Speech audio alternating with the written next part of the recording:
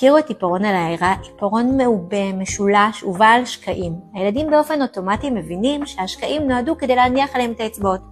וקבלו טיפ זהב שיעזור לילדים שלכם ליהנות אפילו יותר מהעיפרון הזה. כדי שהילד יוכל לשלוט היטב בכלי הכתיבה, אנחנו נעודד אותו לאחוז את העיפרון בחלק התחתון שלו.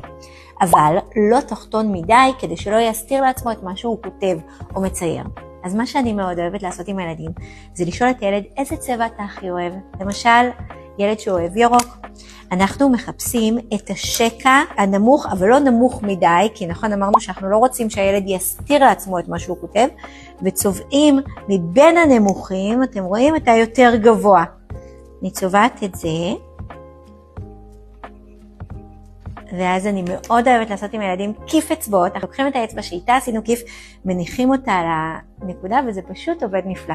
את העיפרון הזה ניתן למצוא גם בוורוד וגם בכחול, ויש אותו במספר רובעים. יש בעובי עבה משמעותית וקצר יותר. את העיפרון הזה אני אתן לילדים צעירים יותר, לסביב גילאי 3, 4, משהו כזה. בגן חובה אני מאוד אוהבת לעבוד עם העיפרון הזה, ולקראת כיתה א' אני עוברת עם הילדים לעיפרון הדק. ולמה הדק? בגלל שהחוד שלו חד יותר, ואז לילד יותר פשוט לדייק בתוך שורה. החוד לא עבה מדי. תנסו.